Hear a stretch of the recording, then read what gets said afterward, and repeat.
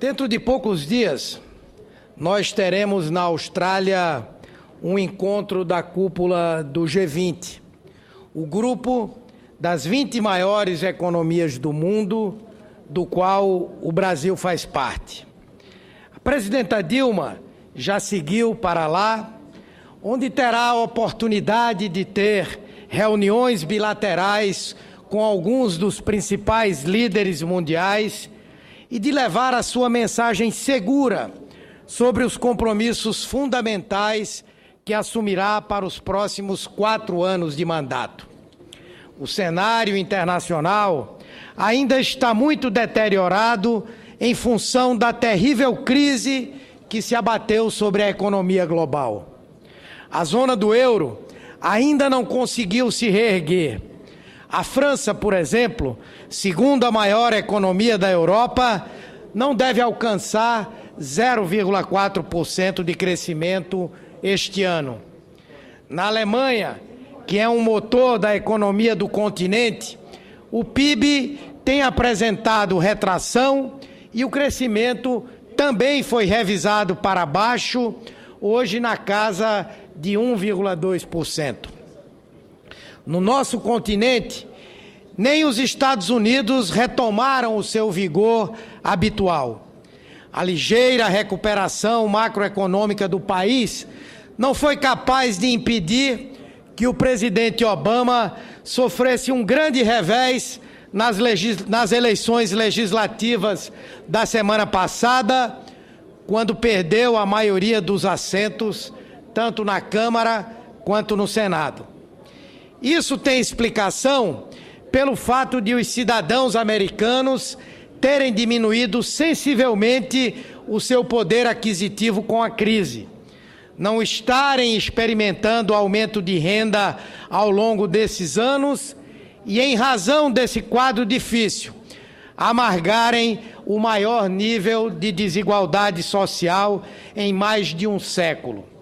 Ou seja, a nação que virou um paradigma do sonho da igualdade de oportunidades e de mobilidade social para todos, assiste hoje à expansão da disparidade de renda entre ricos e pobres.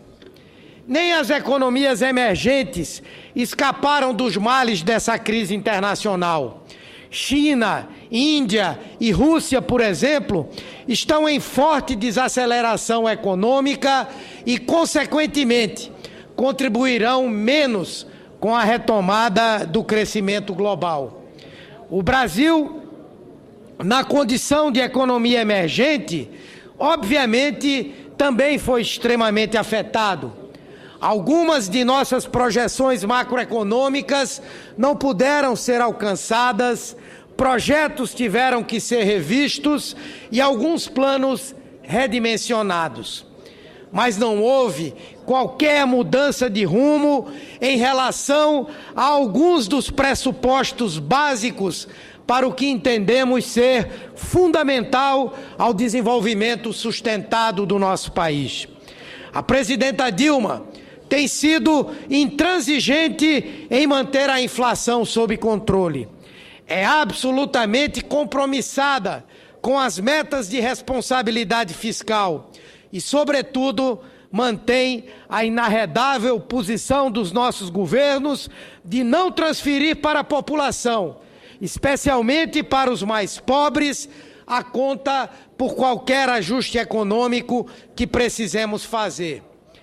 Em razão disso, é necessário que se combata aqui o oportunismo da gente de má fé, muito presente nos últimos dias, que quer associar as medidas necessárias e as responsabilidades de governo da presidenta a uma contradição com as suas propostas de campanha. Jamais a presidenta Dilma negou que agiria com o rigor necessário para fazer todos os ajustes que fossem essenciais ao bom andamento da nossa economia. O que nunca fizemos e nunca faremos é embelezar a Casa Grande para fazer figuração a bancos e especuladores à custa de condenarmos grande parte da população a viver confinada numa senzala, a senzala da desigualdade e do esquecimento. Não, nós mudamos essa lógica perversa por meio da qual era aceitável o país crescer sem distribuir renda, em que os indicadores econômicos podiam subir, mesmo que os indicadores sociais despencassem. Seguramente é muito mais difícil crescer tendo que trabalhar todos esses vetores.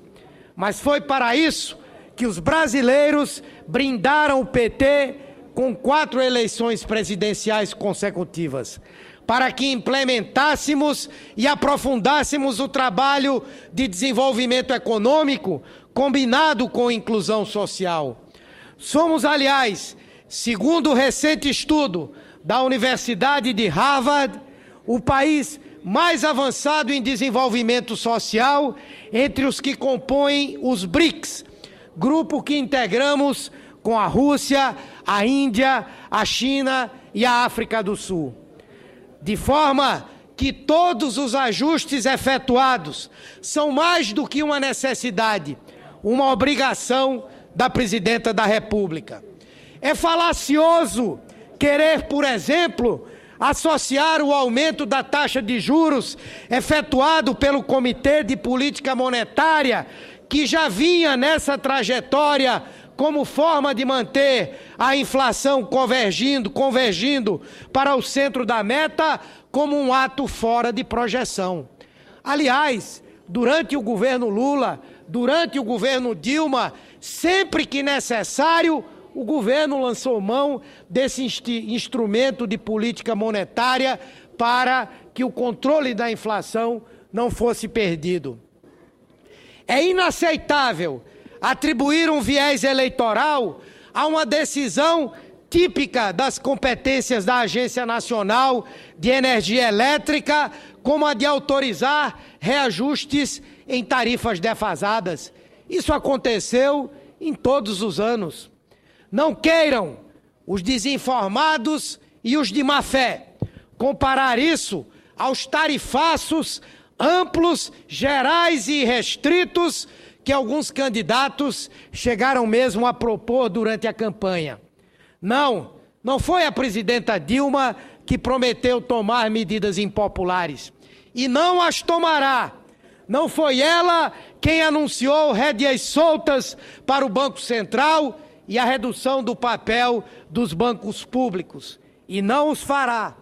Não foi ela quem acenou para o desmantelamento de programas sociais e o fim de direitos trabalhistas.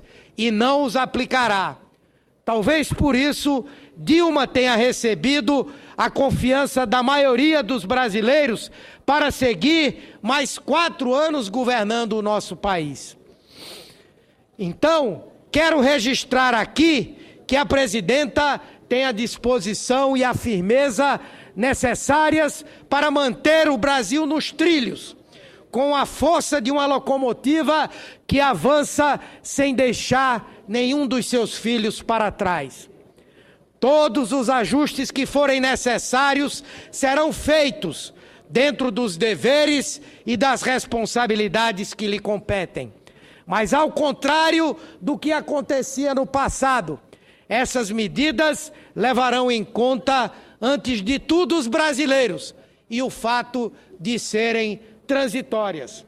Quem não lembra do duro ano de 2003, quando o presidente Lula assumiu o governo com inflação de 2 dígitos, quando o risco Brasil era enorme, era o maior do mundo, quando um dólar comprava R$4 e quando o governo foi obrigado a tomar medidas duríssimas para equilibrar a economia.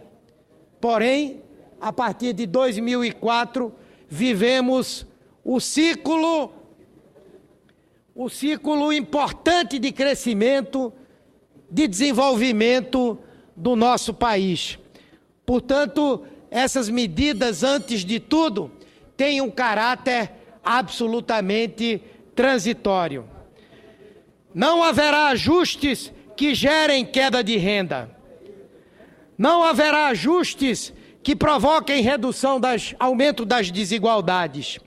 Não haverá ajustes que signifiquem retrocesso de direitos. Não haverá ajustes que signifiquem arroxo salarial. Não haverá ajustes que redundem em demissões. A taxa de desemprego, aliás, caiu novamente no segundo trimestre de 2014, em relação ao primeiro trimestre do ano, chegando a 6,8% da nossa população economicamente ativa. Esse compromisso que a presidenta Dilma assumiu diante de todos os brasileiros será rigorosamente cumprido. E é essa mensagem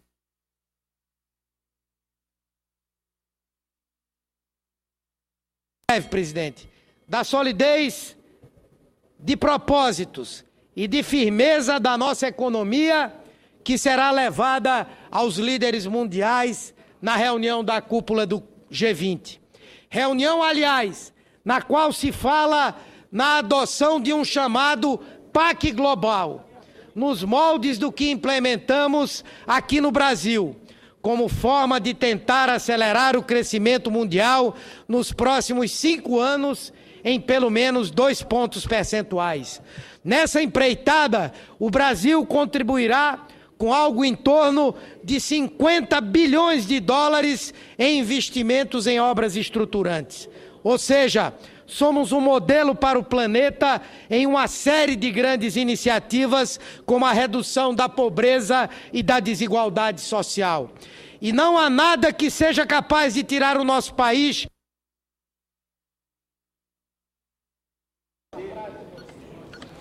seja capaz... 2 minutos, Vossa Excelência, Dr. Humberto, na conclusão. Mais 2 minutos, Vossa Excelência. E não há nada que seja capaz de tirar o nosso país desse caminho de mudanças e de avanços que estamos trilhando com tanto êxito há mais de uma década. Obrigado, senhor presidente, pela tolerância. Muito obrigado a todos os senadores e senadoras.